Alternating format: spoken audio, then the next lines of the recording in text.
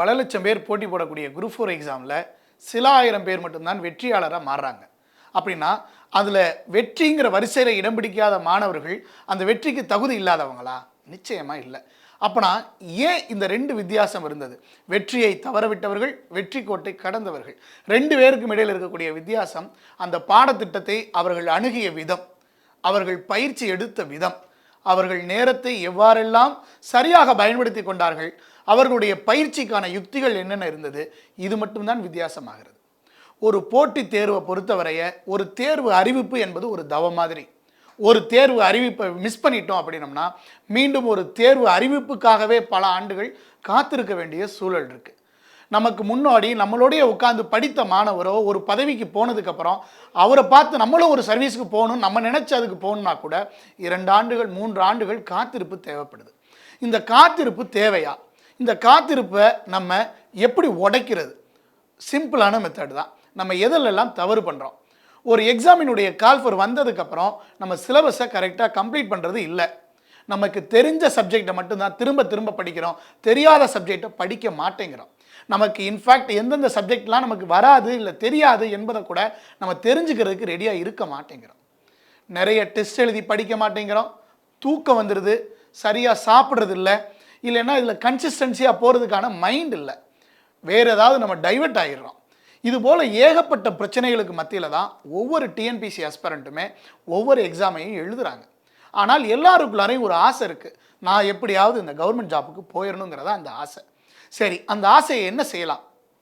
அப்படியே விடவும் முடியாது, அந்த ஜாப்புக்கு நான் போய் தான் ஆகணும். அப்படின்னா நம்ம என்ன செய்யணும்? ஒரு குறிப்பிட்ட கால இடைவெளி, டிஎன்பிஎஸ்சியே ஒரு நோட்டிஃபிகேஷனை ரிலீஸ் பண்ணிவிட்டு எக்ஸாமை ஒரு 90 நாட்கள் டைம் கொடுக்குறாங்க.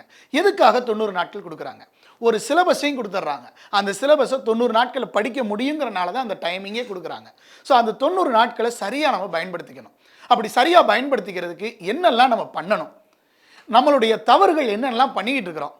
எந்த சப்ஜெக்டில் வீக்காக இருக்கிறோம்?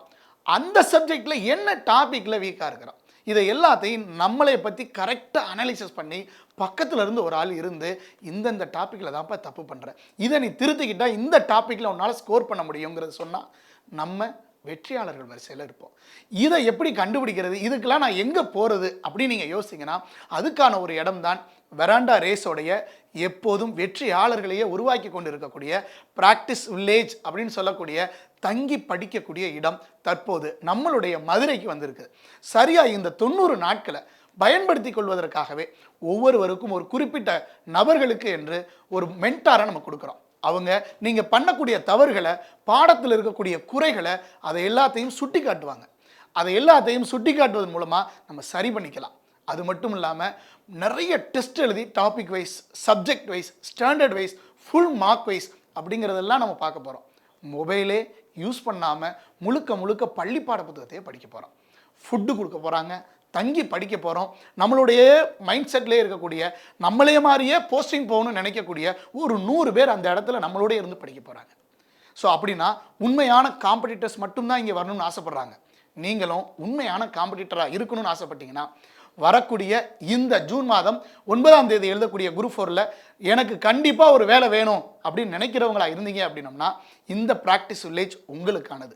ஸோ இந்த ப்ராக்டிஸ் வில்லேஜில் நீங்கள் ஜாயின் பண்ணணும்னு நினச்சிங்கன்னா கீழே கொடுக்கப்பட்டிருக்கக்கூடிய டிஸ்கிரிப்ஷன் லிங்க்கில் உங்களுடைய டேட்டாவை ஃபில் பண்ணுங்கள். எங்களுடைய டீம் கான்டாக்ட் பண்ணுவாங்க. ஒவ்வொரு நாட்களுமே மிக முக்கியம்னு தெரியும். ஸோ வரக்கூடிய மார்ச் 10ஆம் தேதி இந்த மதுரை பிராக்டிஸ் வில்லேஜுக்கான முதல் பேட்ச் ஓப்பனிங் டேட். ஸோ இந்த பேட்சில் நீங்கள் கண்டிப்பாக ஜாயின் பண்ணுங்கள். வரக்கூடிய நாட்களை எஃபெக்டிவாக யூஸ் பண்ணுவோம். ஜூன் மாதம் 9ஆம் தேதி நமக்கான நாளாக விடுவதற்கு மார்ச் 10ஆம் தேதி மிக முக்கியமான அடித்தளத்தை நம்ம போட போகிறோம்.